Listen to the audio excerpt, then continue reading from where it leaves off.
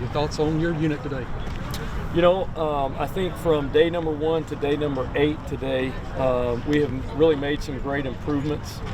Obviously we're not satisfied with the scrimmage and the way that it rolled out today. We obviously want to create more explosives and score more points. But when we go back and we look, we need as many of these open, loose, play it situations as we can possibly get. Because it's a lot different. This is the first time that we haven't been in a controlled situation where they're hearing it from me. So from that perspective, I think we got some good experience. We played out a lot of situations, as you guys saw today, and those situations we can go back and review and really detail out and become good at situational football. So we were by far not pleased with today. But overall, I think we have made good strides. You've got seen a lot of receivers get involved in the running game. You've got a lot of speed there with those guys. Your thoughts on that aspect so far? Yes, sir. In our running game, we're going to ask the receivers to do some blocking, and that only helps us in the RPO game, where we might have to push down and go crack a safety on one play, and then the next play we're running, a post in behind that guy.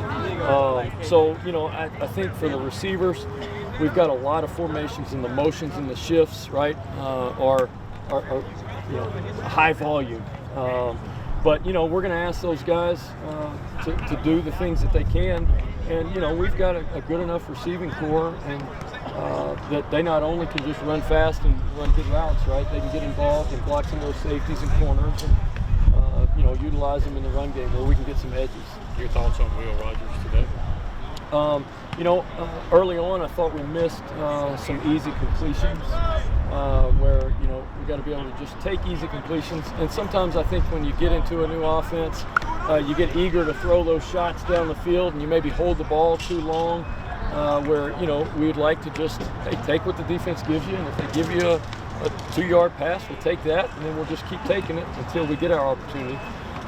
Will's got great leadership, and he drives the offense and the energy of the offense. From a leadership standpoint, I think Will did a great job. He's got a great grasp of the offense, just drawing it up X's and O's. Now we've got to get, him comfortable with, not forcing it and just taking easy completions. We saw Tulu had that touchdown on that screen pass. It might not be a direct handoff, but do you see those screens also opening up maybe the deeper passing game, kind of like a run game does? Yeah, that's a great question, because for our screen game, we consider it, right, basically another run. Especially the perimeter screens, if we can pop it out there and get 4 yards or more, we consider it successful, right? And then you get it in an explosive guy's hands like that who can take it 75, things like that, just being able to run the ball up the middle, run the ball outside, put the ball on the perimeter for screen game, and then push the ball downfield, right, in a bunch of different ways is what the offense is built for. How are your tight ends kind of adjusting to basically having a tight end on the field now? Yeah. They, again, with the tight ends, there's a lot of formations, right, and a lot of adjustments. So we kind of gave those guys a double whammy, because not a lot of them have experience playing the position. And now, right, I'm giving them a whole lot of, 12 personnel formations and motioning and shifting with it. I think those guys are handling it well and coming along. Obviously we've got some more tight ends that are coming along too that aren't here this spring. But I think they are progressing well. Now, part of the spring evaluation, like I told you guys last time, is evaluating, right, what our guys do well.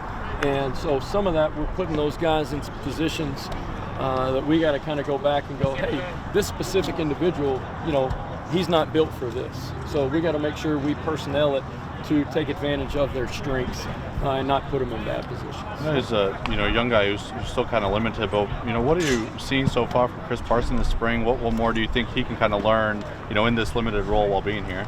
Yeah, I think Chris has got a great opportunity to learn, from Will Rogers.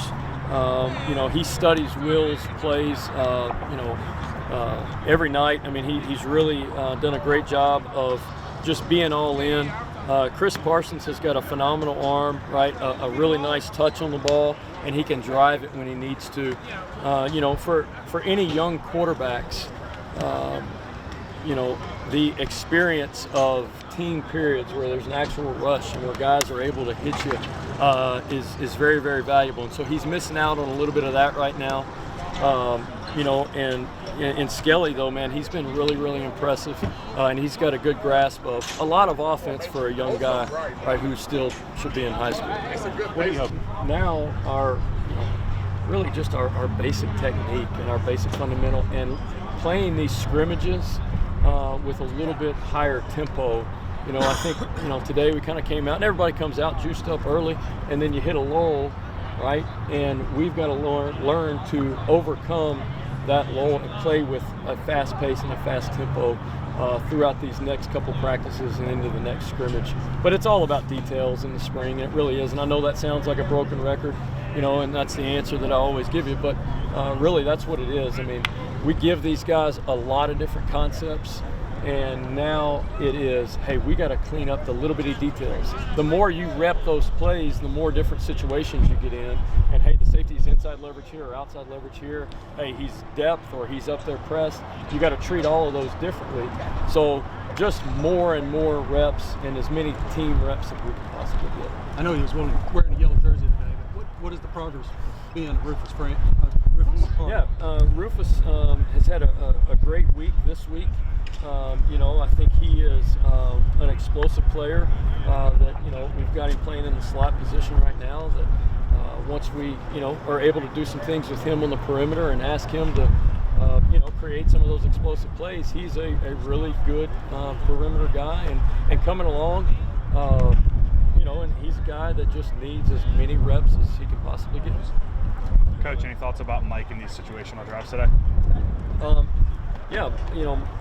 For Mike, also just as many reps as he can possibly get. And, you see he's got a little bit of a different element to his game, right? So there are some things that I was trying to kind of do with him that were a little bit different. Mike, again, kind of the same thing. From the quarterback perspective, I thought both of them today, we missed out on opportunities to take some easy completions. And so I think early on, there were some spots where, he could have taken some easier completions. But he is coming along well also, and just, got to just get more reps, If we could go practice again today, that'd be great, but we just can't. With Percy Lewis and Albert Reese, I mean, everyone knows the size that they have. What's kind of the keys for them to maybe get some more consistent playing time this season and see the field a bit more? I think schematically with running some of the pin and pull stuff and running some outside zone, it's really just learning landmarks and how do I get there, and the communication piece for those guys. Obviously they're talented players that are going to help us. But it goes back to the fundamental piece, and the things that we're asking them to do are a little bit different. It doesn't mean that they can't do them, but we've got to just get it over and over and over and over, and make it a repetitive learning for those guys. Appreciate it, Coach. Coach, just your thoughts on your side of the ball today? I think sloppy. The guys played hard, I thought, but got a little sloppy. First time you play live football, obviously tackling is number one. And then just you get any type of tempo situation. 2 minute, just some of the tempo the offense showed us. It starts exposing flaws in communication and things like that. So until you watch it, you don't have a complete understanding of what goes on because you're just trying to call it. But a lot of things are correct, I'm sure. I asked Coach Arnett about this earlier this week, but up front you got a lot of veterans that pretty much, obviously they're going to compete for their spot, but you've got a lot of veterans back, returning starters, but big shoes to fill with Tyrus Wheat. It's a pretty good battle between, you got John and JP Purvis pushing each other pretty well at that Sam backer position. What do you think from those guys? Exactly what you just said. It's a pretty good competition, and they kind of battle day by day. Really period by period. We kind of rotate them, or today like series by series. And they both have their strengths, they both have their weaknesses, and it's all about making sure you maximize what you do well and what you don't. And so, but those guys, we're going to need them both. We're going to need them both throughout the season. So the fact of the matter is, they got to push each other, be great teammates, but also be great competitors and help our program win. What are some of your impressions of Esaias Furdge so far in the spring and kind of what he's been able to bring to the defense? You know, kind of getting a bit of bigger role.